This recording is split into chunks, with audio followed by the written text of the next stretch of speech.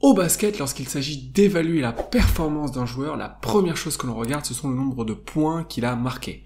Que ce soit pour évaluer le fit dans une équipe, pour voir s'il a fait une bonne saison, pour pouvoir même juger des sélections All-Star, All-NBA, Hall of Fame, on regarde en priorité le nombre de points qu'il a marqués. Mais est-ce que vous vous êtes déjà posé la question de pourquoi c'était ainsi? Qu'est-ce qui, historiquement, s'était passé pour qu'on en arrive là? Pour repenser l'approche du basket, on a décidé de créer une mini-série de plusieurs vidéos concentrées sur les biais cognitifs et en particulier appliqués au basket. Et on va commencer par raconter comment le scoring nous aveugle dans notre perception du sport. Mais de manière générale, celui qui nous aveugle vraiment, c'est notre cerveau. Il nous trompe en permanence. Et on ne peut pas lui faire totalement confiance parce qu'il ne processe pas objectivement le monde. Il l'interprète en permanence. Notre mémoire est trouée. On le sait, on se rappelle de choses même parfois qui ne sont jamais arrivées. Ce qui ne nous empêche pas d'avoir beaucoup de confiance en notre mémoire. Et c'est pas parce que notre cerveau nous ment.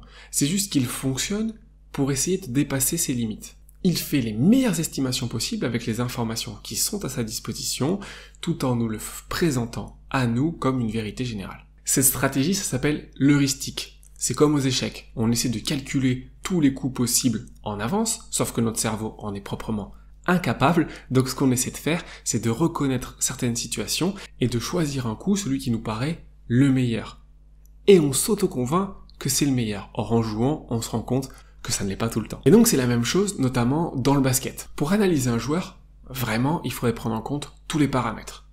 Physique, mentaux, diététique, relationnel, psychologique, de dribble, de passe, de vision de jeu, de tir, sous pression, sur les pick and roll, sur les pick and pop, sur les sorties d'écran, etc. Et des biais apparaissent parce qu'il est proprement impossible d'avoir une vision juste déjà d'un joueur et encore plus d'un match de basket.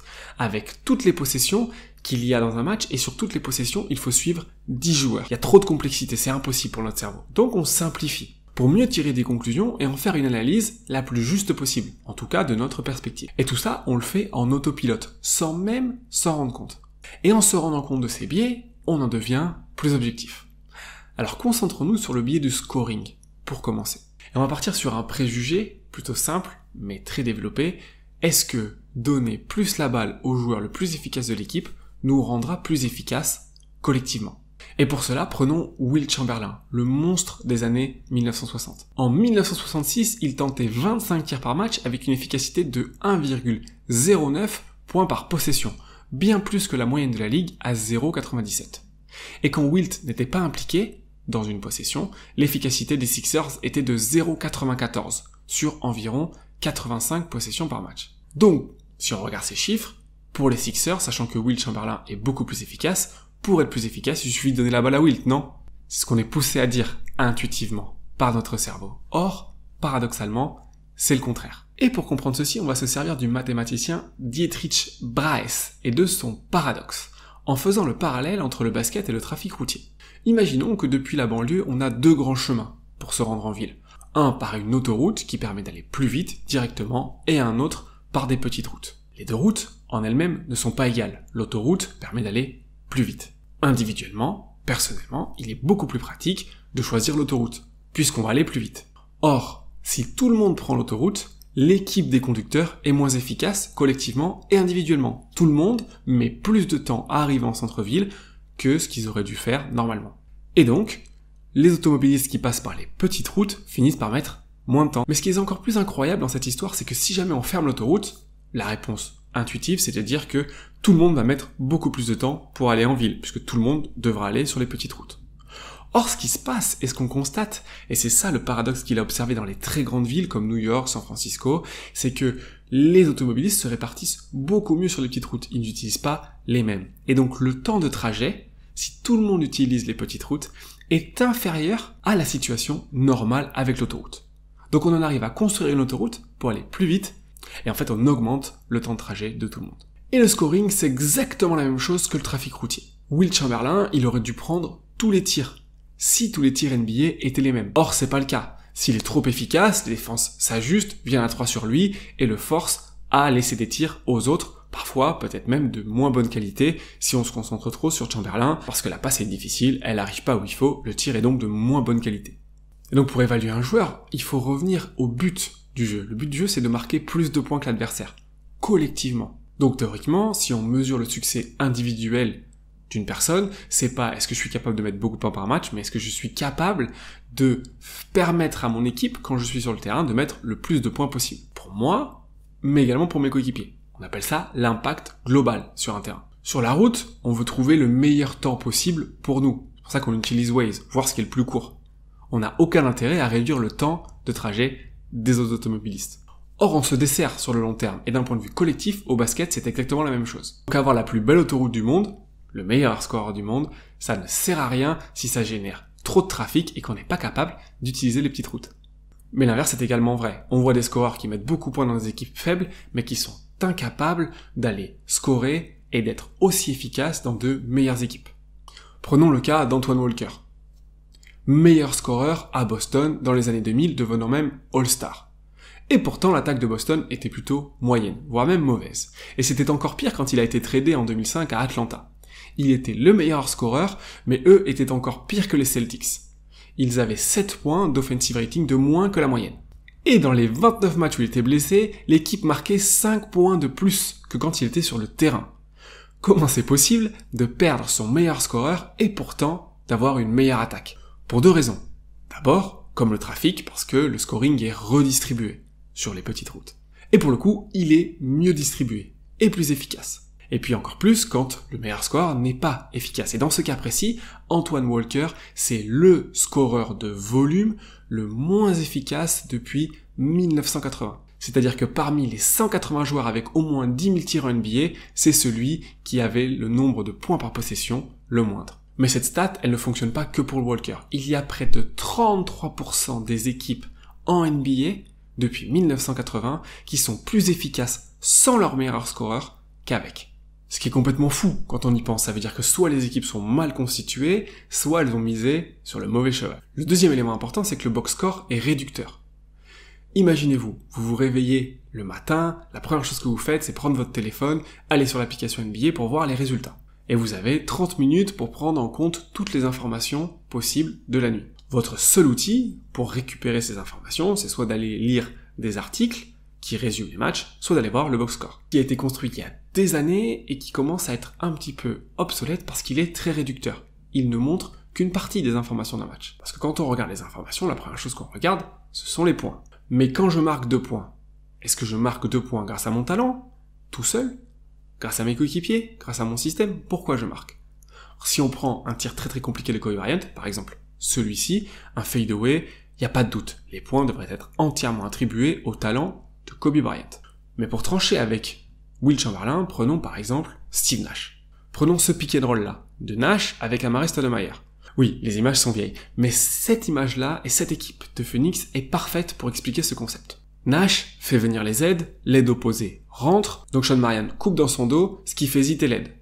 Normalement, ce joueur devrait venir couvrir, sauf qu'il défend sur Joe Johnson, et que Joe tire à 48% par match à 3 points.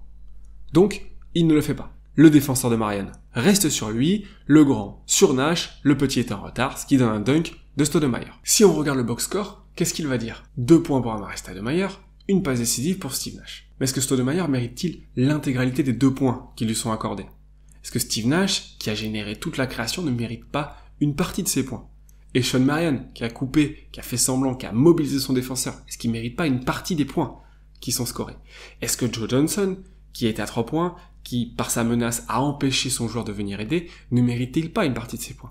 Est-ce que Mike D'Antoni, qui a construit le système, ne méritait-il pas une partie? On a un autre concept un peu plus général sur cette action des Jazz, par exemple, où là, c'est Donovan Mitchell qui crée. Or, c'est Georges Niang qui reçoit la passe décisive, alors qu'il ne crée pas de tir ouvert pour son coéquipier. C'est Donovan Mitchell qui a créé le tir. Et pourtant, quand on regarde le box score, cette action, c'est comme si Donovan Mitchell n'avait absolument rien fait.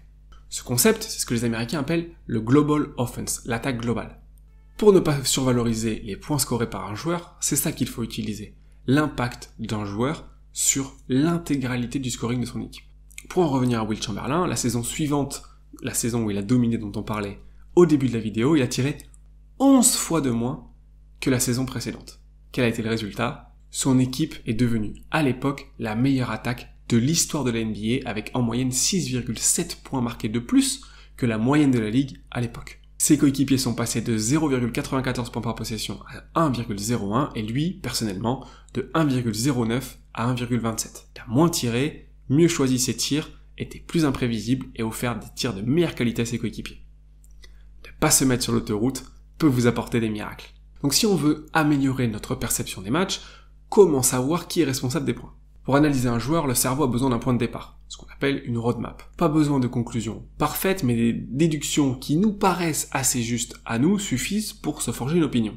On choisit donc rapidement 2-3 options et on examine les pour et les contre. Mais comme des phares dans l'océan, ces 2-3 options nous guident, mais peuvent également nous aveugler, comme le scoring nous aveugle en basket. Alors pourquoi on est aveuglé par le scoring? Outre le fait qu'à l'époque c'était la seule chose qui était indiquée sur les box scores, et ça a donc sédimenté notre approche du basket, dans les fondations de notre compréhension du sport, c'est aussi lié à nos limites attentionnelles. C'est beaucoup plus facile en tant que spectateur de suivre la balle et de regarder qui marque que de découper une action en une suite d'écrans, de rotation défensive, de lecture, etc. Ça demande un effort mental de se concentrer sur la partie tactique, en direct, quand le jeu va vite. Donc pour aider le spectateur à mieux comprendre ce qui se passe, on a utilisé les points par match. C'est d'ailleurs assez logique quand on y réfléchit, puisque l'objectif c'est de mettre des points, on regarde qui a mis les points. À l'époque, on ne regardait même pas la quantité de tirs pris. Or, l'ordre a son importance. Par exemple, si on vous pose 2 questions, et que la première question est liée à la seconde, votre réponse à la première va influencer votre réponse à la seconde question. Le cerveau fonctionne ainsi. Et il fonctionne même pareil pour les concepts. Le premier concept que l'on apprend va nous aider à construire les fondations de ce que l'on pense sur ce sujet. Et une fois qu'on a posé les fondations, il est dur de venir les démonter. Prenons Reggie Miller. À l'époque, en NBA, on considérait que c'était un bon scoreur de volume, qui mettait beaucoup de points, mais qui n'était pas non plus dans le top 20. Disons 6 sur 10. Avec la partie analytique, on s'est rendu compte que c'était un des joueurs les plus efficaces de sa génération. Pour le coup, en termes d'efficacité, il est à 10 sur 10. Un fan qui a connu Reggie Miller sans cette partie analytique lui donnera un 7, parce qu'il ajustera un petit peu son opinion de base en disant oui c'est vrai effectivement je n'avais pas vu qu'il était aussi efficace. Alors que quelqu'un qui maintenant connaît l'importance de l'efficacité mais en même temps l'importance de mettre beaucoup de points, surtout si on est un scoreur, aura plutôt tendance à le juger les deux ensemble et à lui attribuer un 8. Mais par contre, imaginons qu'un fan ne connaisse que l'efficacité, qu'on lui ait jamais parlé de l'importance de mettre beaucoup de points.